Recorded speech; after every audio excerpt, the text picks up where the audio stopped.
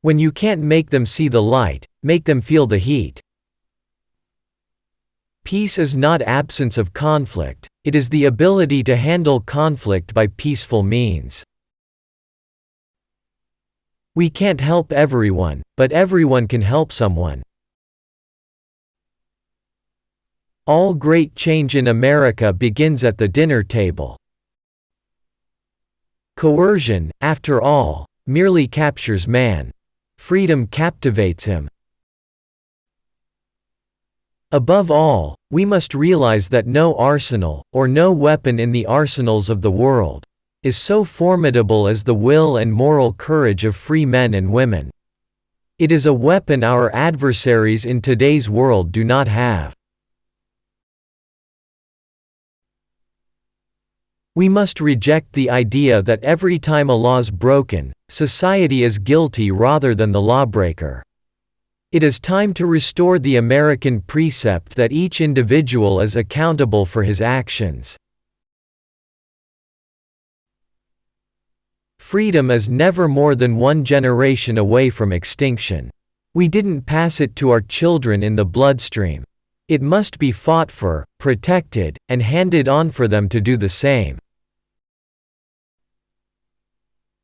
Entrepreneurs and their small enterprises are responsible for almost all the economic growth in the United States. Government exists to protect us from each other. Where government has gone beyond its limits is in deciding to protect us from ourselves.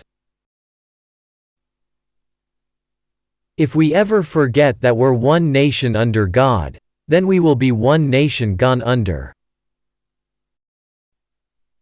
The struggle now going on for the world will never be decided by bombs or rockets, by armies or military might. The real crisis we face today is a spiritual one. At root, it is a test of moral will and fate. I used to say that politics was the second oldest profession. I have come to know that it bears a gross similarity to the first. Freedom is the right to question and change the established way of doing things. One of the traditional methods of imposing statism or socialism on a people has been by way of medicine.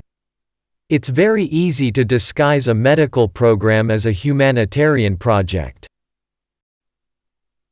Government is like a baby. An alimentary canal with a big appetite at one end and no responsibility at the other.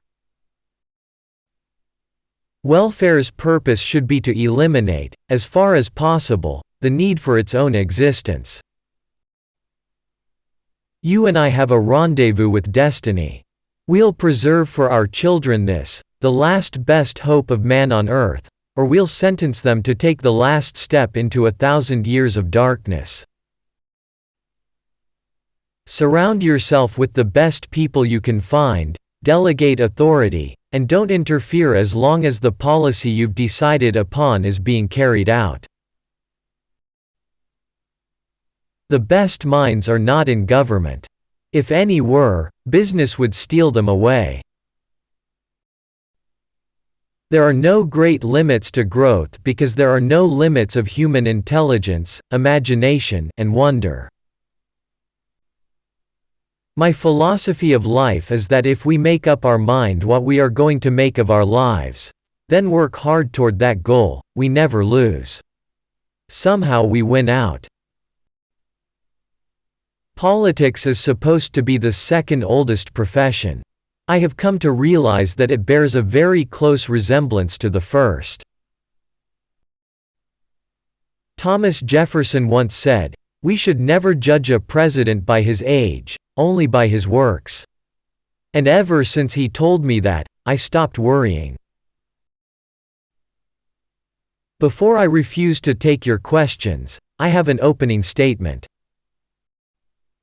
We are never defeated unless we give up on God. If we ever forget that we are one nation under God, then we will be a nation gone under.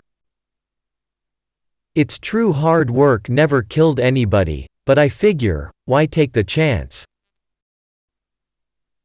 Government's first duty is to protect the people, not run their lives. There are no great limits to growth because there are no limits of human intelligence, imagination, and wonder. Government's view of the economy could be summed up in a few short phrases. If it moves, tax it. If it keeps moving, regulate it. And if it stops moving, subsidize it. Recession is when a neighbor loses his job. Depression is when you lose yours. The trouble with our liberal friends is not that they're ignorant, it's just that they know so much that isn't so. Peace is not absence of conflict, it is the ability to handle conflict by peaceful means. Latinos are Republican. They just don't know it yet. Democracy is worth dying for, because it's the most deeply honorable form of government ever devised by man. To sit back hoping that someday, some way, someone will make things right is to go on feeding the crocodile, hoping he will eat you last, but eat you he will. There are no easy answers, but there are simple answers. We must have the courage to do what we know is morally wrong. How do you tell a communist? Well, it's someone who reads Marx and Lenin. And how do you tell an anti-communist? It's someone who understands Marx and Lenin. Within the covers of the Bible are the answers for all the problems men face. I've often said there's nothing better for the inside of a man than the outside of a horse. Some people wonder all their lives if they've made a difference. The Marines don't have that problem.